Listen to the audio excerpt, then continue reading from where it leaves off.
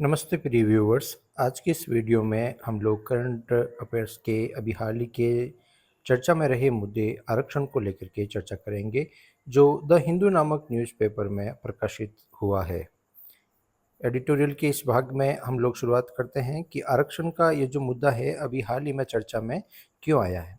अभी आगामी होने वाले बिहार के विधानसभा चुनाव में बिहार के विपक्षी नेता तेजस्वी यादव ने घोषणा की है कि अगर उनकी पार्टी और उनका गठबंधन सत्ता में आता है तो वो 85% आरक्षण देंगे। अब 85% आरक्षण की घोषणा के साथ ही एक बार फिर इस बात को लेकर के बहस छिड़ गई है कि भाई आरक्षण का कितना प्रतिशत हिस्सा दिया जाना चाहिए, कितना प्रतिशत जो है सीटें आरक्षित रखी जानी चाहिए। और सुप्रीम कोर्ट ने केंद्र सरकार को भी 2024 में नोटिस जारी किया था, जिसमें SC/ST के लिए क्रीमी लेयर प्रणाली लागू करने की मांग या उस पर विचार करने के लिए कहा गया था। तो इसी वजह से आरक्षण का मुद्दा फिर से वापस चर्चा में है। तो आइए एडिटोरियल के इस भाग में इसको लेकर के क्या बातें कही गई है, इसके महत्वपूर्ण बिंदुओं पे हम लोग चर्चा करते हैं। अब सबसे पहले देखते हैं आरक्षण को लेकर के भारतीय संविधान में किस प्रकार के संवैधानिक प्रावधान अभी केंद्र सरकार में अभी वर्तमान में है। केंद्र सरकार में अभी वर्तमान की स्थिति देखें तो 59.5% हिस्सेदारी जो है वो आरक्षण सीटें आरक्षित कर रखी है।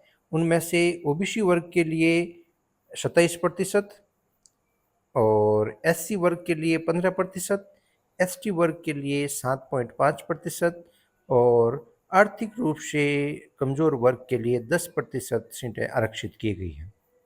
तो इस तरह से कुल मिलाकर के 59.5% आरक्षण का संवैधानिक प्रावधान अभी वर्तमान में केंद्र सरकार में चल रहा है। चलिए नेक्स्ट बिंदु अगर हम लोग देखें कि आरक्षण को लेकर के पहले के समय में प्रमुख न्यायिक फैसले कौन कौन से हुए, उन्हीं में से सबसे ऐतिहासिक फैसलों में से एक बालाजी बनाम मैसूर राज्य का 1962 का ये फैसला है, जिसमें आरक्षण 50% से अधिक नहीं हुए होने का प्रावधान किया गया था।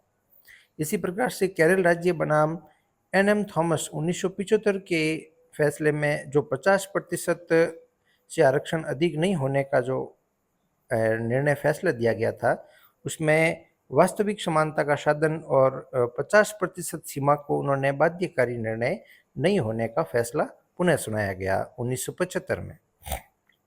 इसके अलावा इंदिरा साहनी केस जो 1992 का है, इसमें 27% ओबीसी आरक्षण को बरकरार रखा गया और 50% की सीमा को पुनः जो 1962 में प्रावधान लाया गया था उसको दोहराया गया। और ओबीसी में क्रीमी-लेयर नॉन क्रीमी-लेयर का सिद्धांत है वो लाया गया था इंदिरा साहनी केस 1992 के तहत। फिर जनहित अभियान 2022 के तहत दो 10% आरक्षण EWS आरक्षण को वैध ठहराया गया और कहा गया ये 10% जो है वो 50% का जो क्राइटेरिया है कि 50% से अधिक नहीं होना चाहिए, उससे परे हैं, ये बिल्कुल इससे अलग हैं। ये सीमा जो है 50% वाली केवल पिछड़े वर्गों के लिए लागू की गई है। भाई 50% से अधिक जा रहा था, 59.6% हो रहा है, 5% हो रहा है 59 पॉइंट, तो ये 50% के क्राइटेरिया से बाहर है। तो ये याचिका में जनहित अभियान में ये कहा गया कि 10% जो EWS आरक्षण दिया जा रहा है वो वैध है। इसके अलावा पंजाब सरकार बनाम दविंदर सिंह का जो 2024 का केस है, इसमें SC/ST आरक्षण में भी क्रीमी लेयर पे विचार करने का सुझाव पहली बार ये दिया गया भी कोर्ट की तरफ से, भी SC/ST आरक्षण में भी क्यों ना ओबीसी आरक्षण के समान ही क्रीमी लेयर और नॉन क्रीमी लेयर का सिद्धांत लाया जाए। जैसे ओबीसी में प्रथम बार लाया गया इंदिरा साहनी केस 1992 में ये क्रीमी लेयर की पद्धति लाई गई, तो SC/ST में भी क्यों ना क्रीमी लेयर लाया जाए, इस पे विचार करने का सुझाव दिया गया है। अब आरक्षण को लेकर के जो लोगों के अलग अलग तर्क दिए जाते हैं, उसमें क्या बातें महत्वपूर्ण बिंदु है उसको देख लेते हैं। संविधान निर्माता बाबा साहेब डॉक्टर भीमराव अंबेडकर जी ने 1948 में आरक्षण को लेकर के कहा था कि भी आरक्षण जरूरी है, लेकिन बहुत अधिक प्रतिशत से अवसर की समानता प्रभावित होगी, ऐसा बाबा साहेब का मानना था। और आरक्षण बढ़ाने की मांग को लेकर के भी क्यों उठ रही है कि भाई अनुपात को सरल असल पिछड़े वर्ग की जनसंख्या के अनुसार तय करना, इसी वजह से जातिगत जनगणना की डिमांड काफ़ी समय से उठ रही थी और इसे केंद्र सरकार ने स्वीकार करके जातिगत जनगणना को स्वीकार किया है कि भाई जाति आधार पर जनगणना करवाई जाए, जिससे आरक्षण को और सुधारा जा सके इस पद्धति को। अब इसी मुद्दे को लेकर के वर्तमान जो है प्रणाली है आरक्षण की, उसको लेकर के कुछ बिंदुओं को लेकर के आलोचना भी होती है, तो कौन-कौन से हैं? अब आरक्षण को लेकर के ये कहा जाता है कि केंद्र स्तर पर 40 से 50% जो आरक्षित सीटें हैं वो खाली रह जाती हैं। जितनी सीटें आरक्षित रखी जाती है उस पे योग्यता अनुसार आवेदन नहीं होने से तो वो सीटें आरक्षण की वजह से 40-50% आरक्षित सीटें खाली रहती है। रोहिणी आयोग का ऐसा मानना था कि भाई ओबीसी आरक्षण का 97% जो लाभ है सिर्फ 25% जातियों तक ही सीमित रहता है। सब जातियों तक ओबीसी के आरक्षण का लाभ नहीं पहुंच पाता है। 1000 जातियों की इस ओबीसी आरक्षण में कोई भागीदारी भी नहीं है। आरक्षण को लेकर के सबसे बड़ी चुनौती ये भी है कि भाई बहुत सी कुछ जातियाँ तो कम जो जातियाँ हैं वो तो इसका खूब फ़ायदा उठा रही है, लेकिन उस हर वर्ग के समाज के हर वर्ग तबके तक इसका लाभ नहीं उठ पा रहा है। अब एससी-एसटी आरक्षण को भी समान रूप से लाभ का असमान वितरण है, इसका समान वितरण के लिए अभी तक इसमें क्रीमिलेयर जो प्रावधान है वो अभी तक नहीं किया गया है। और कुछ लोग जो है एससी-एसटी में क्रीमी लेयर पद्धति का लागू करने का भी विरोध इस आधार पे कर रहे हैं कि भाई उनका मानना है सीटें पहले से ही खाली रहती है और क्रीमी लेयर अगर पद्धति लागू होती है तो इससे जो है बैकलॉग और बढ़ेगा। तो उनका भी कहना सही है। अब अगर हम लोग बात करें कि भारतीय संविधान में संविधान को लेकर के अभी हमने बात कर दी कि भाई इन्होंने कहा कि 85% आरक्षण देंगे। तो क्या है वो 85% आरक्षण भारतीय संविधान के अनुच्छेद 15 और 16 का हनन नहीं कर रहा है? अब बात यह आती है कि अनुच्छेद 15 और 16 कहते क्या है? अनुच्छेद 15 और 16 मौलिक अधिकारों को लेकर के भारतीय संविधान में किए गए प्रावधान हैं। अनुच्छेद 15 राज्य द्वारा किसी भी प्रकार के भेदभाव से नागरिकों को सुरक्षा प्रदान करती है। भारत के जो नागरिक हैं उनके साथ किसी प्रकार का भेदभाव नहीं होगा, यह अनुच्छेद 15 में प्रावधान है। अनुच्छेद 16 जो है वो सार्वजनिक रोजगार में समान अवसर का प्रावधान करता है। तो 15 और 16 नागरिकों को समानता का अधिकार प्रदान करता है। तो आरक्षण को बढ़ाने से क्या इसके ऊपर नकारात्मक प्रभाव पड़ेगा? इसी मुद्दे को लेकर के भी चर्चा हो रही है।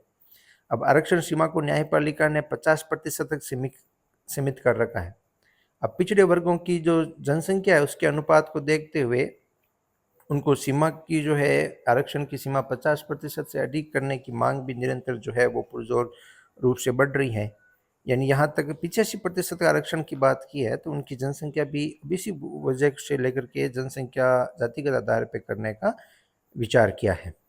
समान अवसर का अधिकार एक मौलिक अधिकार है और आरक्षण बढ़ाना इस अधिकार का उल्लंघन भी हो सकता है कि भाई अगर 85% तक करते हैं या 50% से अधिक करते हैं तो समानता का अधिकार का निश्चित रूप से हनन हो सकता है। ऐसा भी इस पे विचार किया जा रहा है। अब चलो देखते हैं आरक्षण को लेके आगे कौन सा रास्ता बन सकता है और किस तरह से इसमें अवसर जो है ढूंढे जा सकते हैं। समानता और सामाजिक न्याय का संतुलन 85% तक आरक्षण मौलिक अधिकारों का उल्लंघन माना जा सकता है। 2027 की जनगणना के आंकड़े जो जातिगत आधार पर होने वाले हैं इसमें नीतिगत निर्णय लिए जाएंगे और ओबीसी में जिस प्रकार से उपवर्गीय क्रीमिलेयर नॉन क्रीमिलेयर की आरक्षण पद्धति लागू की गई रोहिणी आयोग की सिफारिशों के आधार पर उसे पूरी तरीके से लागू करवाना और दूसरे जो SC-ST वर्ग हैं उनमें भी इस पर लेकर के विचार चल रहे हैं। SC-ST के लिए 2 स्तरीय प्रणाली यानी वंचित वर्गों को पहले सबसे अधिक वंचित है उनको प्राथमिकता देना और उसके बाद अपेक्षाकृत संपन्न वर्गों को अवसर प्रदान करना। क्रीमिलेयर नॉन क्रीमिलेयर की जो है पद्धति इसमें लागू करने पर विचार किया जा सकता है। और इसके अलावा आरक्षण से परे अगर संविधान समाधान की बात करें तो युवाओं के लिए कौशल विकास और रोजगार के अवसर बढ़ाना भी जरूरी हो सकता है। तो ये था उपयोगी कंटेंट आरक्षण को लेकर के जो भी हाल ही में चर्चा में है और द हिंदू में प्रकाशित आलेख एडिटोरियल के आधार पे तैयार किए गए आपके लिए नोट्स। बने रहिए इसी प्रकार के उपयोगी कंटेंट के लिए आप ही के अपने चैनल गोरा सर के साथ में। Thank you.